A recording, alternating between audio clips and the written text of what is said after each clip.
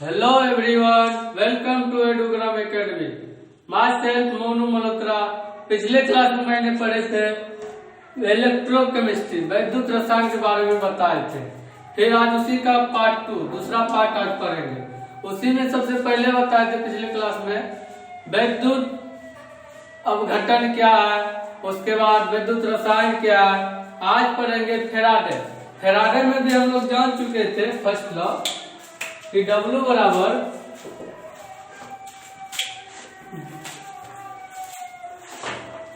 Faraday के नियम अनुसार हम लोग जानते थे W बराबर ZIT होता है, यानी W जो है डायरेक्टली प्रोपोर्शनल टू Q हो जाता है।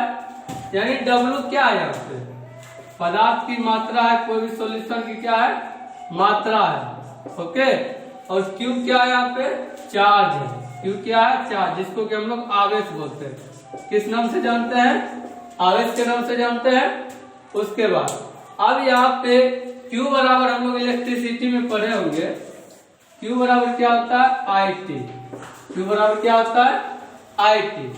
अब देखिए यहाँ पे अगर इस Q के जगह हम IT रखें, Q के जगह IT रखें तो क्या हो जाएगा, W बराबर W directly proportional to I into T. अब इस प्रोपोर्शनलिटी कांस्टेंट हटाने के लिए, समानुपाती को हटाने के लिए एक कांस्टेंट से गुणा किया जाता है, जो कांस्टेंट क्या होता है, Z। यानी W बराबर क्या लिख सकते हैं, ZIT। Z जहाँ क्या है, एक कांस्टेंट स्थिरांक है जिसका नाम है रासायनिक तुल्यांक स्थिरांक। क्या नाम है, रासायनिक तुल्यांक स्थिरांक, इस नाम से इसको आप जानते हैं। अब चलिए इससे आगे पढ़ते। यहाँ तक मैंने पिछले क्लास में पढ़ चुके थे, यहाँ तक क्या किए थे, पिछले क्लास में बता चुके थे। अब इससे आगे जानना है, इससे आगे कुछ नोट्स है, इंपोर्टेंट नोट्स है, वो लिखना है। उसके बाद इलेक्ट्रोकेमिस्ट्री खत्म हो जाएगा। चलिए हेडिंग डालिए आप लोग। फेराडे के विद्युत अपघटन नियम जान चुके, W बराबर ZIT होता है। अब हमको जानना है यहाँ पे फेराडे के विद्युत अपघटन का उपयोग, यानी हम लोग जो पढ़े वो यूज कहाँ करेंगे, किस टाइप के कहाँ पे यूज करेंगे, कैसे यूज करेंगे। सबसे पहला उपयोग इसका हो जाएगा आपका विद्युत लेपन में।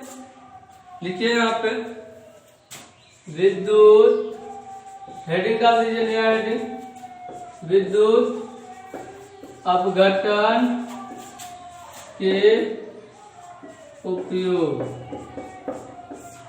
लिखिए सबसे पहले कहाँ उपयोग करेंगे इसका, सबसे पहले करेंगे उपयोग, एक मिनट,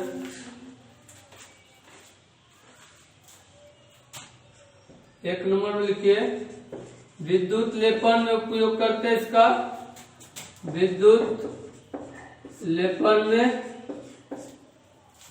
दूसरा नंबर विद्युत मुद्रण में, विद्युत मुद्रण में। तीसरा धातुओं के परिष्करण, धातुओं के परिष्करण, वो विद्युत शोधक, विद्युत शोधक। तीसरा उपयोग करते हैं रिचार्जेबल बैटरी, इंग्लिश में लिख देते हैं रिचार्जेबल बैटरी के रिचार्जिंग में, रिचार्जिंग। देखिए ये विद्युत अपघटन का जो है उपयोग हम लोग 3-4 तरीका से कर सकते हैं। पहला विद्युत लेपन में, विद्युत लेपन में यानी बैटरी सब जो बनता है उसमें जो लेप चढ़ाया जाता है जिंक का, उसमें करते हैं। दूसरा विद्युत मुद्रण में मुद्रा सब जो बनाया जाता है उसमें क्या करता है। तीसरा धातुओं के परिष्करण, यानी धातुओं का जो निष्कर्षण हम लोग करते हैं उसमें इस अपघटन का उपयोग किया जाता है। जैसे एल्युमिनियम को निकालना हो, एल्युमिनियम का एस क्या होता है, बॉक्साइड होता है। बॉक्साइड से हम लोग क्या करते हैं, एल्युमिनियम निकालते हैं, तो उसमें विद्युत अपघटन का उपयोग करके हम लोग क्या करते हैं, वहां से एल्युमिनियम प्राप्त करते हैं। ठीक, रिचार्जेबल बैटरी के रिचार्जिंग में अब कोई भी बैटरी का उसको अगर रिचार्ज करेंगे तो पुनः वो क्या हो जाएगा, डिस्चार्ज तो होगा। उसको फिर रिचार्ज करने के लिए कुछ जो बैटरी रिचार्ज होता है, जो बैटरी रिचार्ज होती है जिसमें कि चार्ज का जरूरत पड़ता है, वो चार्ज करने के लिए हम लोग क्या करते हैं, रिचार्जिंग बैटरी, रिचार्जेबल बैटरी में रिचार्जिंग के उपयोग में हम लोग विद्युत अपघटन का उपयोग करते हैं। यही 4 तरीका है विद्युत अपघटन का नियम। आपसे ऑब्जेक्टिव में पूछ देगा कि विद्युत अपघटन का उपयोग, ऑप्शन 4 दे देगा, एक ऑप्शन टिक करना, एक ऑप्शन सही रहेगा। ओके, अब तीसरा बात जानना है, कुछ नोट लिखना है। इसमें कुछ इंपोर्टेंट नोट्स है वो लिखेंगे, पहले इसको नोट डाउन कीजिए आप लोग। चलिए स्क्रीनशॉट ले लीजिए।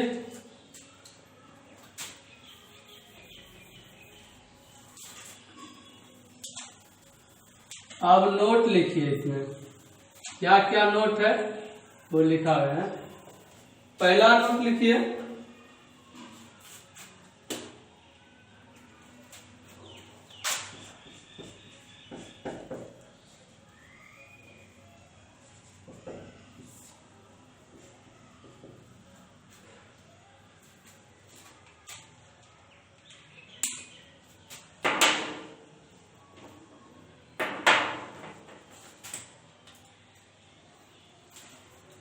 पहला नोट लिख लीजिए, विद्युत अपघटन की क्रिया। विद्युत अपघटन की क्रिया जिस पात्र में कराई जाती है, जिस पात्र में कराई जाती है उसे विद्युत अपघटनी सेल कहा जाता है। उसे विद्युत अपघटनी सेल कहा जाता है। दूसरा, विद्युत अपघटनी सेल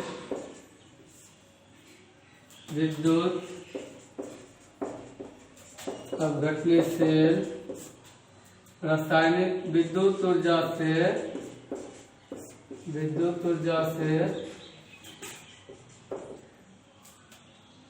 रासायनिक ऊर्जा में परिवर्तित हो जाती है। रासायनिक ऊर्जा में परिवर्तित हो जाती है।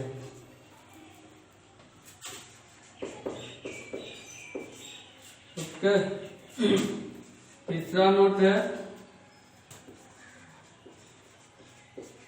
विद्युत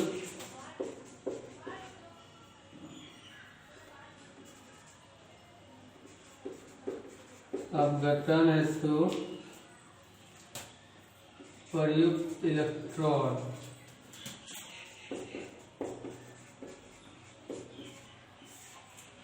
प्रयुक्त इलेक्ट्रोड को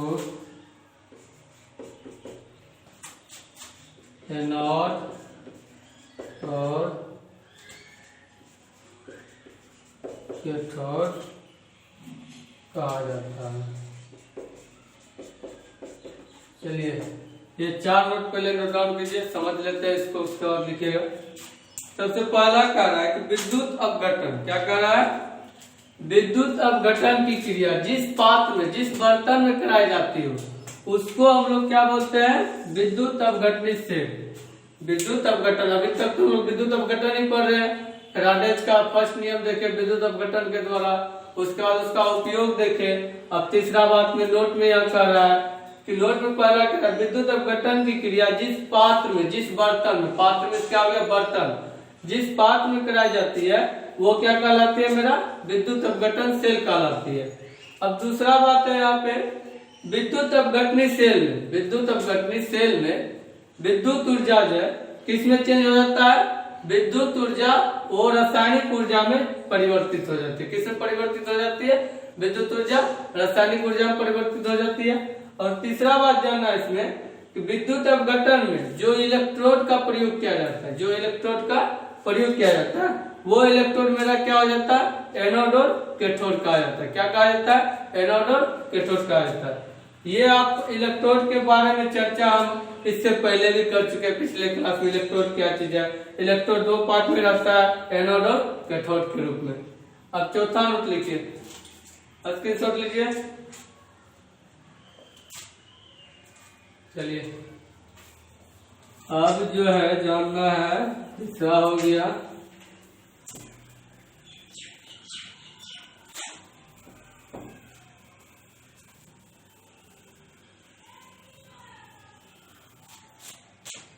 चौथा नोट लिखिए,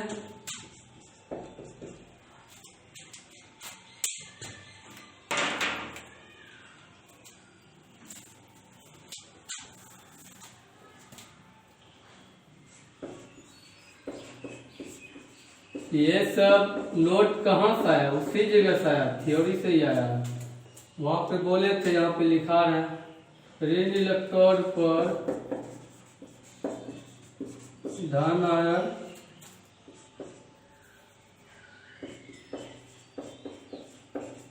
एकत्रित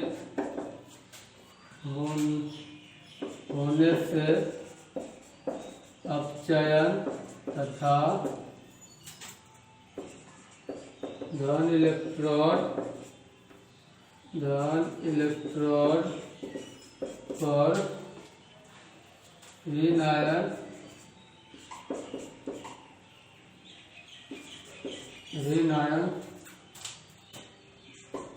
एकत्रित होने से ऑक्सीकरण होता है। ऑक्सीकरण होता है। चौथा और पांचवा नंबर,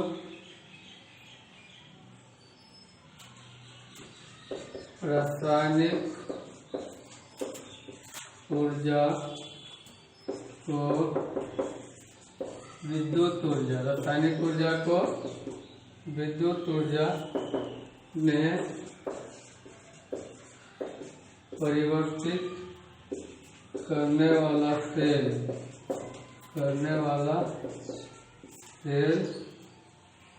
गैल्वेनिक सेल कहलाता है। गैल्वेनिक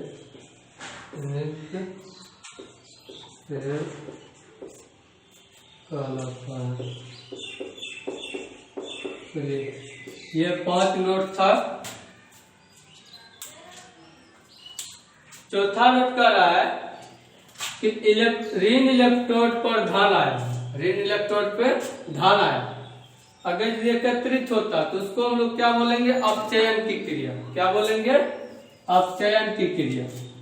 अगर वही धन इलेक्ट्रोड पे ऋण आयन आ जाए, धन इलेक्ट्रोड पे क्या आ जाए, ऋण आयन एकत्रित हो जाए, उसको हम लोग क्या बोलेंगे, ऑक्सीकरण।